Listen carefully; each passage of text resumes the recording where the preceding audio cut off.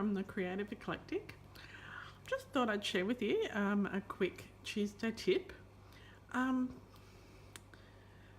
know a number of you already have the Sweet Cupcake stamp set. This is a 2 and 3 step stamp set, and it just makes the most beautiful little cupcakes. But I thought they actually need some real frosting. So I've already stamped an image using the 3 stamps. So there's 3 different layers of colour. So the base colour is in Melon Mambo, which has been stamped off. So it's a 2nd generation stamping. The second layer, which is a little bit darker, it's in Melon Mambo, and the really dark layer is in the Berry Burst. So what I'm going to do now is actually make some frosting for that. So what I'm going to do is I've got my silicone craft sheet, and it's a little bit dirty because I've been doing lots of glue today. So, and I've got my multi-purpose glue. I'll just bring that up so you can see. So yeah, it's a multi-purpose glue, and I'm just going to take one of my stamping sponges, which I've put a bulldog clip on, and I'm going to dip it into the glue, and then on my very last stamp that I used before, I'm just going to sponge the glue onto the stamp. Now when I've finished doing this, I'm going to just wash the stamp in warm water, so it's not going to affect the stamp if you get it off straight away. Now I'm just going to stamp this over top, and it slid a little, but that's okay.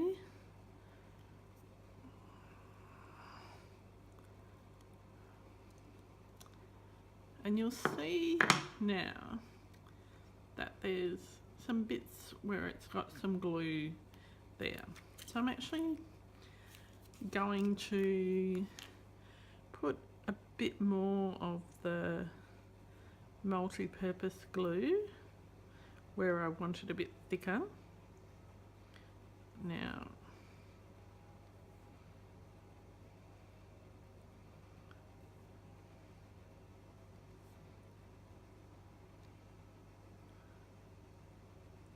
yeah,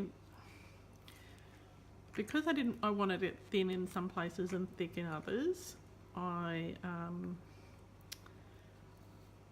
just decided to put extra glue on. So what I've got here is some clear embossing powder, and I'm just going to take a little spoonful of that and pop it in this little bowl here.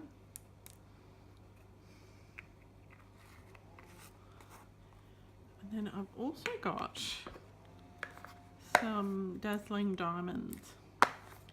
Now the Dazzling Diamonds, I have decanted it out into this bowl. So I'm just going to have a spoonful of that and add that to my embossing powder.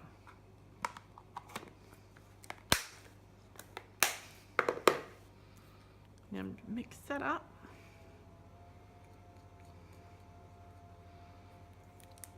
And I'm just going to put a bit more glue on, and you want it on quite thick, and the reason that you want it on thick is because you want it to sort of bubble.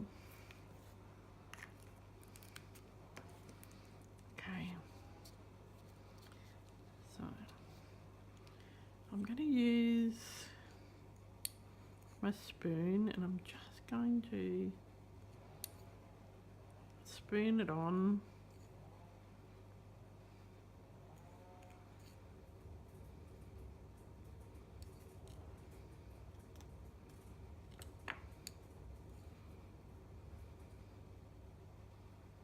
And flick off the excess.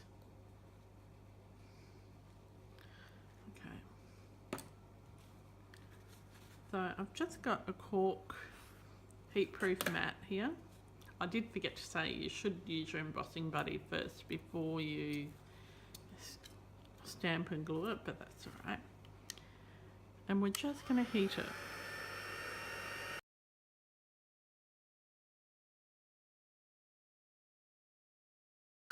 And it'll start to bubble.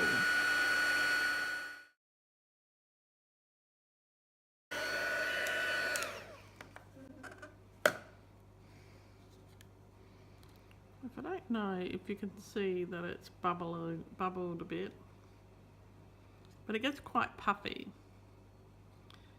So I'm just going to leave it for a minute or so to cool down, and then I'm going to cut it out and stick it to my card. Okay, now you can see I've cut out the top of my cupcake using the framelets that go with the things, and they're called cupcake cutout framelets. There's quite a few here in the box. Right, so I've cut that out. And although I use the magnetic plate, I actually put some washi tape on the die to make sure that it didn't move. Okay, so as you can see, it's quite sparkly, and so I'm just going to grab the rest of the base of my card. Now this is a latch card, which is really similar to the card that we made at our Spring Fling class last weekend. And as you can see, there's some 3-step stamping on that base of my cupcake, and I've put it on with dimensionals. So I'm going to put the top of my cupcake on, and I'll put some dimensionals on the back.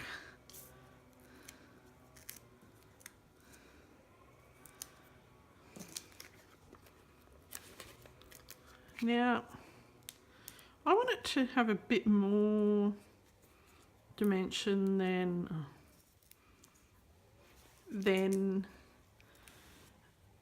the base, so I'm taking the paper off, and I'm actually going to stick some dimensionals on top of the dimensionals, so that just will give us a bit more depth on our cake.